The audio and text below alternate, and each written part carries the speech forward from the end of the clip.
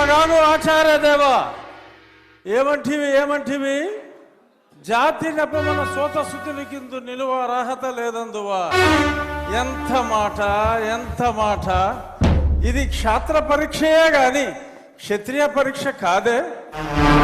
కాకూడదు, ఇది కుల పరీక్షయే అందువా. నీ తండ్రి భరద్వాజుని సంభవం పెట్టింది. అతి దుముక్షాకరమైన నీ సంభవం పెట్టింది. కుండలో పుట్టిదివి కదయ్యా, నీదే కులము. అంతేగాక ఈ కుల గురువైన వశిష్ఠుడు దేవకీ వేషయకు వరసి పుత్రుడు కాడా? ఆయనదే కులము.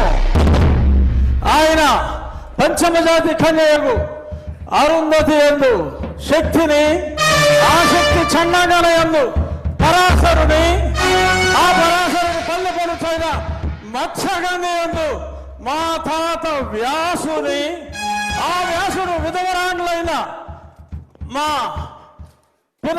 పితామహి అంబికతో నా తండ్రిని, పితామహి అంబాలికతో నా పినతండ్రి పాండురాజును, మా ఇంటి దాసితో ధర్మ నిర్మాణ సరుడని మీ అందరితో కీర్తించబడుతున్న ఈ విదురదేవుని కనలేదా?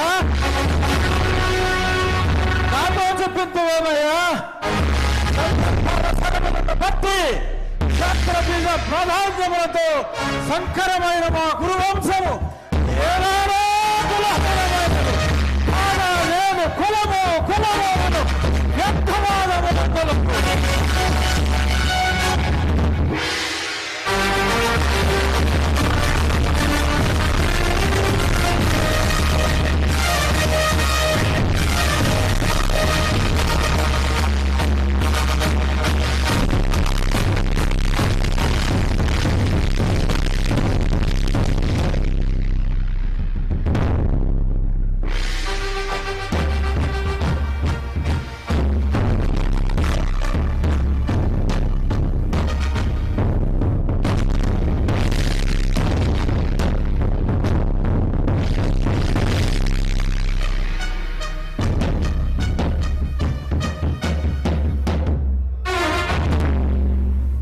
తెలుగుదనాన్ని అద్భుతమైనటువంటి డైలాగుల్లో దుర్యోధనుడి పాత్రలో ఏకపాత్రాభినయం చేసినటువంటి మన శాసనసభ ఉపసభాపతి RRR శ్రీ కె రఘురామకృష్ణరాజు గారికి ఒక్కసారి గట్టిగా కర్తవ్య ధ్వనులు అందిద్దాం.